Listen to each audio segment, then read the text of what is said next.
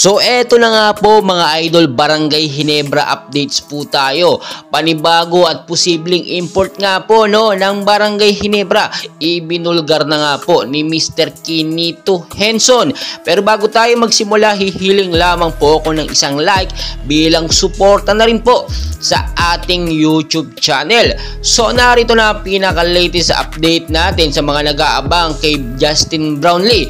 So positibo, ito nga pong si Justin Brownlee sa naging THC carboxy result niya or anti-doping test. So ngayon, marami nagsasabi dapat nang humanap ang Barangay Ginebra na magiging import nila na posibleng pumalit nga po sa kalibre ni Justin Brownlee.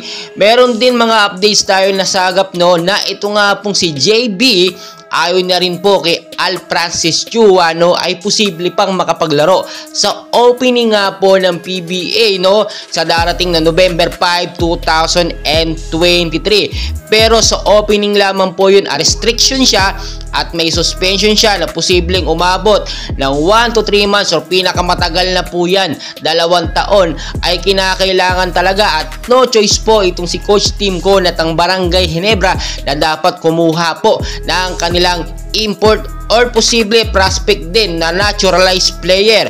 So ang sinasabi po natin dito ayon na rin sa tinutukoy nga po ni Mr. Quinito Henson, eto nga daw po magiging import ng Barangay Ginebra ay naglaro na dati bilang import din sa PBA.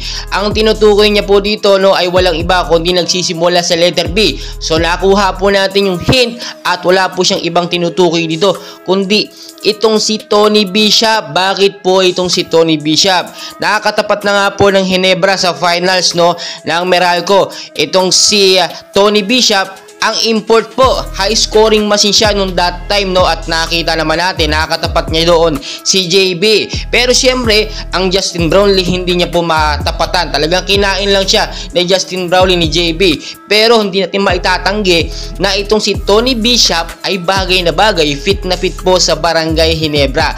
Parang Justin Brownlee po ang kanyang kalibre at talagang papaniwalaan natin, makikita natin yan kapag ka nagkaroon na ng live game sa PBA. So yung previous lamang mga nakaraang araw lamang nagkaroon nga po ng tune-up game ang Barangay Ginebra kahit walang JB. So ang naging resulta, panalo po ang Barangay. So nakita po ninyo, ginagawa na ng Barangay Ginebra ang kanilang magagawa kahit walang JB. Siyempre kailangan nilang mag-adjust at makuha yung kanilang matinding chemistry na walang Justin Brownlee. Kasi nga, expect the unexpected. Kung sakaling makapaglaro nga so opening ng PBA with 1 to 2 games itong si Justin Brownlee, so far so good, maganda kung gano'n ang mangyari.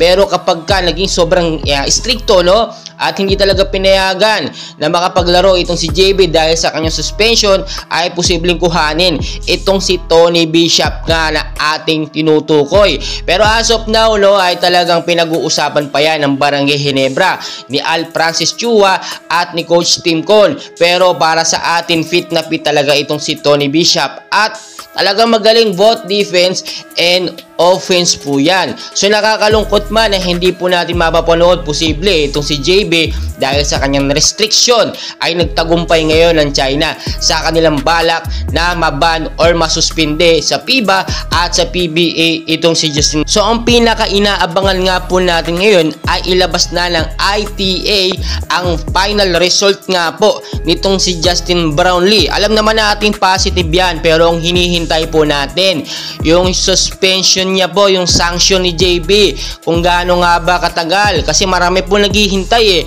may mga nagsasabi or may mga naglalabasan 1 to 3 months lang dahil nga hindi na nag-apela ng pangalawang urine test itong kampo nga po ni Justin Brownlee. So malamang sa malamang hindi ito aabot ng 2 taon and for sure 1 to 3 months lamang ito. At alam naman natin, nauubos na ang oras ng Barangay Ginebra. Dapat ngayon itatak na po nila sa isipin nila na posibleng walang JB at kumuha na lamang ng panibago or bago or pansamantalang naturalized or import nga po ang Barangay Ginebra, which is si Tony Bishop nga po ang ating sinasuggest. So well guys, napakaraming panghaganapan and please huwag nyo na pong kalimutan mag-like and subscribe bilang suporta na rin po sa ating YouTube channel. Maraming salamat po.